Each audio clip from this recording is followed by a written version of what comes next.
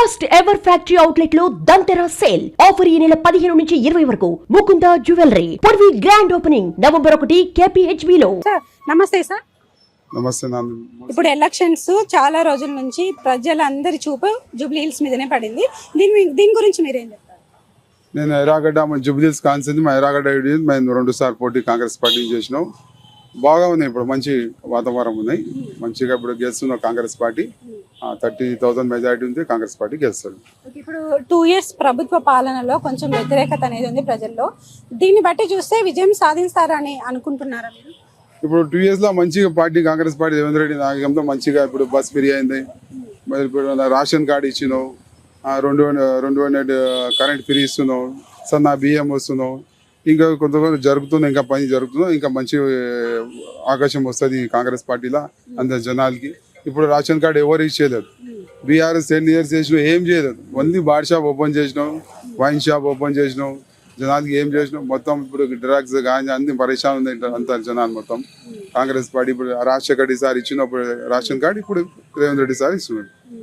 Okay, అక్కడ గట్టి పోటీ ఉంది అని కూడా అంటున్నారు మహిళా అభ్యర్థి. అదిగాక రీసెంట్ గానే మాగంటి గోపీనాథ్ గారు మరణించడం జరిగింది కదా. సో ఇది సింపతి ఏమైనా ప్రజల్లో క్రియేట్ చేయబడి ఆ ఓట్లు ఏమైనా అటువైపు వెళ్తాయని భావిస్తున్నారా? ఆయన 10 years లో ఏం చేయలేదు కాంగ్రెస్ గోపీనాథ్ సార్, 10 years లో ఏం చేయలేదు. ఇప్పుడు కాంగ్రెస్ పార్టీ వచ్చిన తర్వాత మొత్తం జూబ్లీ హిల్స్ రోడ్ 3 నెలల చాలా వర్క్ అయింది అక్కడ. మన 60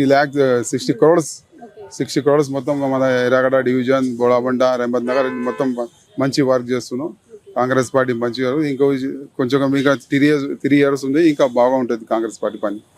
ఇప్పుడు కాంగ్రెస్ ప్రభుత్వం ఫేక్ ఓట్లను తయారు చేస్తుంది, క్రియేట్ చేస్తుంది, దీని వల్ల మనకి లాస్ వస్తుందనేసి ఇప్పుడు బీఆర్ఎస్ వాళ్ళు అంటున్నారు. దీని గురించి ఏం లేదు, ఇప్పుడు బీఆర్ఎస్ బీజేపీ ఒకే ఉన్నాయి, వైరల్ చేస్తున్నాం, అయినానే చేస్తున్నాం మొత్తం అది పని. ఆయన ఫేక్స్ మొత్తం ఓటర్ ఐడి కార్డు తయారు చేస్తున్నాం, చూస్తుంది మొత్తం బీహార్లో అట్లే చేసినాం. ఇప్పుడు యూపీలో అన్ని రాష్ట్రంలో ఆయన దొంగ ఓటు వేసి గెలుస్తున్నారు. కాంగ్రెస్ పార్టీ బిలేమ్ చేసి చేస్తున్నట్టు ఏం లేదు. సో కొన్ని కేసులు అంటే ఫేక్ కేసులు అని అంటున్నారు. ఫేక్ కేసులు నవీన్ యాదవ్ గారి మీద పెట్టడం జరిగింది. సో కానీ కొంతమంది ఇవి నిజమైన కేసులే అని అంటున్నారు. దీనివల్ల మనకి ఏమైనా డిఫెక్ట్ వచ్చే ఛాన్స్ ఏమైనా ఉందా? ఏం లేవు, ఇది పొలిటికల్ గా జరుగుతుంటది, కామన్ ఉంటుంది పొలిటికల్, ఇంకా ఏం లేదు. నేను ఎర్రకృష్ణ కుమార్ అమ్మ.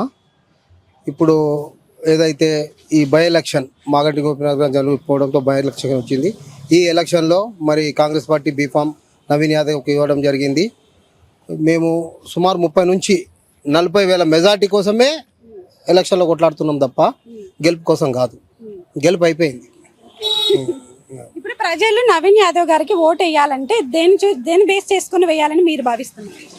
ఆయన ఇంతకుముందు 2 సార్లు ఇండిపెండెంట్గా, ఒకసారి ఎంఐఎం నుండి చేసిండు, 2nd place వచ్చిండు. తర్వాత మళ్ళీ ఇండిపెండెంట్గా చేసి 18-19 వేల ఓట్ల వరకు సొంతంగా చేరుకున్నాడు.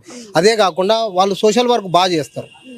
శ్రీశైలం అన్న వాళ్ళ నాయన కానీ, తర్వాత నవీన్ యాదవ్ గారు కానీ, వీళ్ళు ప్రజలు ఎవ్వరు ముఖం తెలియని వాళ్ళు పైన హెల్ప్ చేస్తారు. వాళ్ళు ఊర్లలోకి వెళ్ళి వచ్చిన వాళ్ళకు, వీళ్ళకు వాళ్ళు సోషల్ వర్క్ చేస్తారు పర్సనల్గా.